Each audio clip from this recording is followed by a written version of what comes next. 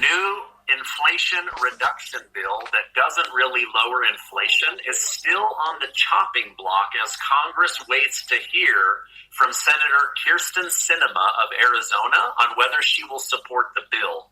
In the past, she has been against raising taxes on Americans and on corporations, and so we're all waiting with bated breath to see what she'll do. But in the meantime, I've been digging into how this bill helps or hurts you, and I'm pretty shocked, so I want to go through that with you today. Now, this bill breaks a major promise by President Joe Biden. A new study by the U.S. Congress's nonpartisan Joint Committee on Taxation has found that not only would the new Inflation Reduction Bill legislation increase taxes, it would increase taxes by $11 billion on Americans earning below $200,000 a year, which is almost all Americans. However, Chuck Schumer and Joe Manchin spent the entire weekend telling every newscaster they could sit down with how this new Inflation Reduction Bill doesn't raise taxes on the middle class or lower income families. But these nonpartisan groups are finding the absolute opposite. And so why are we being told one thing and then another is being done, right? This reminds me of the bill that passed last year for around $3 trillion, where they kept saying it doesn't cost any additional money. It doesn't cost any additional money. And then the Congressional Budget Office said, actually, this is going to cost the American taxpayer a lot of money. Now, it appears those with the least amount of income and assets are scheduled to shoulder the most burden by yet another bill that will increase our taxes. Also, the National Association of Manufacturers, which calculates that these higher taxes would also reduce American workers' income by $17 billion and would lower the U.S. GDP by $69 billion.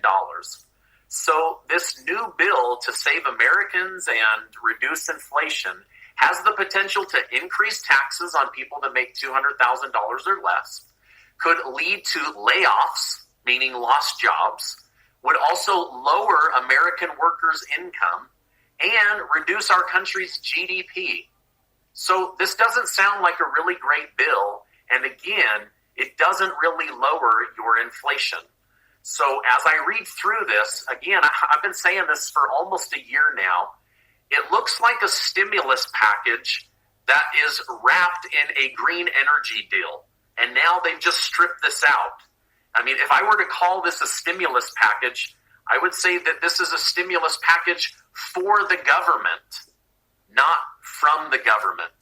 And that this is definitely for the benefit of forcing green energy on Americans that may or may not want it. But at the end of the day, it doesn't really do much to help the American people.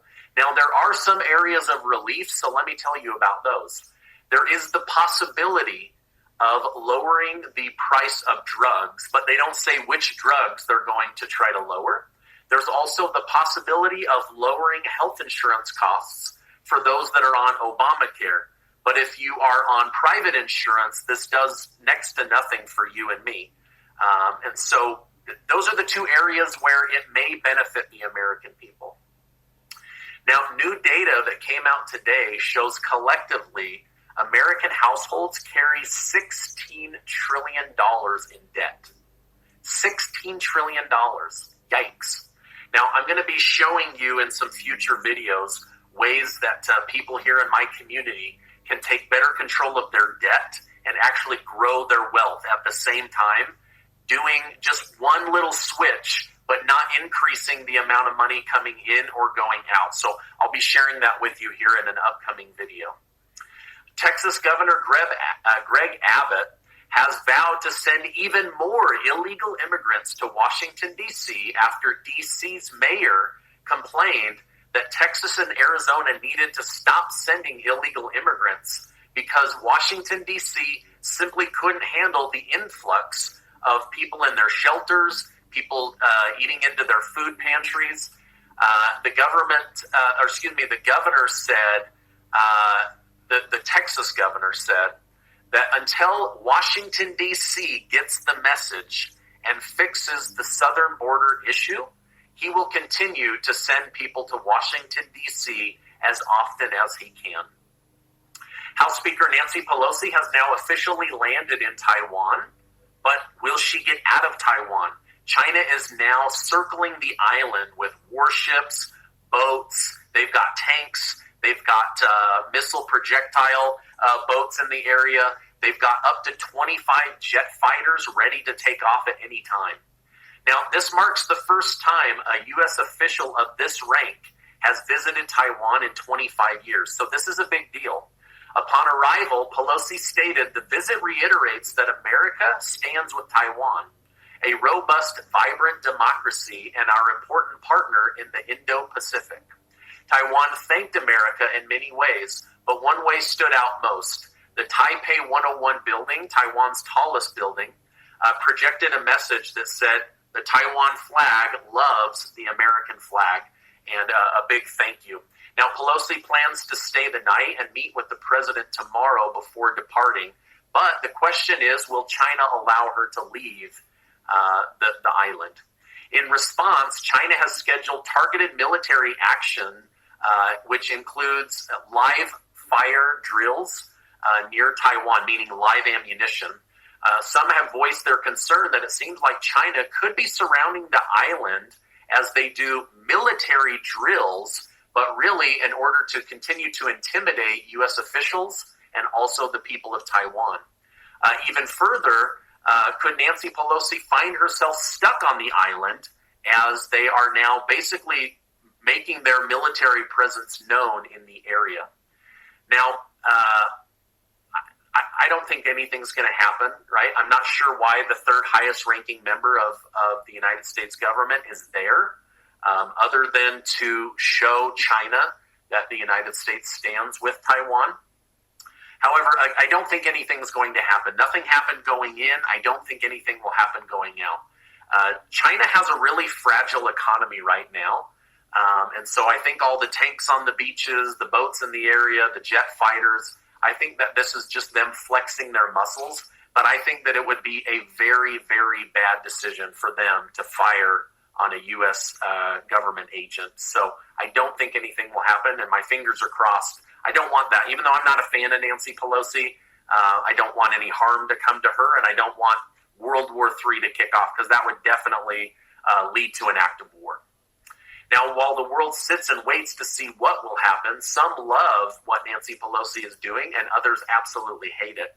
However, the country of Germany has vowed to help Taiwan if China were to attack, while former President Donald Trump said, "Why is crazy Nancy Pelosi in Taiwan? This is only going to cause trouble." So it's not really clear why she's there. Could it have something to do with chip manufacturing? Again, is this just to show China that the United States still has the balls to show up where and when they want? Let me know your thoughts in the comments down below. Is this both countries flexing their muscles, or is this going to lead to an altercation that could kick off something that, there's no coming back from? Now, I do find it interesting that Speaker Pelosi chose to be in Taiwan while her husband, Paul Pelosi, is back in San Francisco dealing with his DUI hearing. So some have speculated that maybe she's trying to draw attention. So there is this economist, famous economist, and former intelligence advisor named Jim Rickards, that on herself in Taiwan and China so that her husband can go through his DUI arraignment privately, but they're not going to allow that to happen. Now, there are several major state primaries happening today: Arizona, Kansas, Michigan, Missouri, Ohio, and Washington State. They're going to be getting new attorney generals, new governors, and new top officials. So big day for many, many states. The president of Bulgaria announced that he will step down and dissolve the current government. He said he isn't equipped to run the country, and neither is his cabinet. This marks the fourth European nation to dissolve their government this year. I mean, it really begs the question, what is going on with these world governments That's just in Europe. In other countries, they've also dissolved, right? Like Sri Lanka and some others that I've let you know about. But what do you think is going on here? I'm not really sure. Now, the United States has successfully killed one of the most wanted terrorists in the world. Al-Qaeda's leader, al-Zawahiri, was standing on a balcony at a safe house in Afghanistan when a drone missile was launched at President Biden's command, and he has been taken out. Biden stated, "Now justice has been delivered, and this terrorist leader is no more. People around the world no longer need to fear the vicious and determined killer." He then reminded people that if you attack the United States, no matter how long it takes, we will come for you. So many are seeing this as a big victory for the president and also for the country. A top Democrat election specialist is saying Democrats' best chance of retaining the White House in 2024 is none other than Representative AOC. She has everything it takes to win and run the country the way most Americans can agree upon, according to this election specialist. But what do you think? Does AOC have the skill set to be president of the United States? Does she really, would she really run the country in the way that most Americans want? Or is she too progressive? Is she still lacking in skills? Let me know your thoughts. I was a little bit shocked to read this today on the Hill, but that's what this Democrat election specialist is saying. Biden has approved another $550 million to go towards helping Ukraine using taxpayer money. This will mark $8 billion in like the 17th package of money to the people in Ukraine and the zero package to people here in the United States. President Zelensky thanked Biden for his leadership and for his robust help to the nation of Ukraine. Now, our dollars aren't the only thing at war. We have made ourselves a bigger enemy to Russia and to China. In response to our support for Ukraine, Russia has now made America Moscow's #1 naval rival on the sea. The new Russian doctrine states that their main naval threat is the U.S. strategic course towards dominance of the world ocean and its global influence on international processes, including those related to the use of transportation lanes and energy resources of the world ocean. So basically, Putin is saying the United States is trying to control the ocean, and it's going to affect their ability to ship grain, oil, gold, silver, uranium, all of that. And so he's saying we're going to continue to push back because the United States does not own the world's oceans. Gas prices have finally come down a fair amount, but this new controversial bill I started this video about shows that Joe Manchin and Chuck Schumer want to impose $25 billion in taxation on oil companies. Now, who do you think they're going to pass those taxes on to? Stockholders, themselves, or the American people, right? The consumer. And so many are wondering why during these difficult economic situations where gas is probably the #1 thing causing inflation, why are you now going to put a $25 billion tax on these companies? I don't know. I don't have an answer for you. I just noticed that that was in the bill. And so as I searched that, there was positive messaging saying this will help them to not be so greedy. While on the other side, it said, greed or not, this is going to get passed on to us. Gas is going to go higher. So let me know your thoughts on that one as well. Now, one of the biggest issues with this bill is it doesn't really lower inflation. The second issue is they say that they're going to get support for this bill because it will pay off $300 billion of the United States national debt over the next 10 years. But let's be real, between now and the next 120 months, do you think Congress is going to find another $300 billion that they must spend? Of course they are. So this is just all for show. Anything that requires them to spend more money to bring something down, anything they bring down, they're just going to spend again. So I'm not fooled by that. To me, that's just political theater. All right, now, according to the Daily News, the Daily Mail news site, Over 50% of food banks say they can't keep up with demand, and the demand is rising, showing that many Americans are struggling just to provide their families with food and still pay their bills and their debts. The state of New York, California, and Utah reported the highest uptick in people needing food assistance. So if you're in one of those states, you're not alone, but this is across the entire United States. 50% of the food banks out there say people are struggling just to have basic food. I know many in the community. I've seen your comments, so I'm not blind to the fact that many of you are struggling. I have a very interesting channel here, and I love everybody in it, but there's a lot of wealthy people that follow me, and there's a lot of people on fixed incomes that are really, really struggling. And I try to bring content for both groups, but I just want those that are struggling to know that I'm aware of that, and my heart goes out to you. Hopefully they can, come up with some food assistance programs for people in the United States, not just in Ukraine.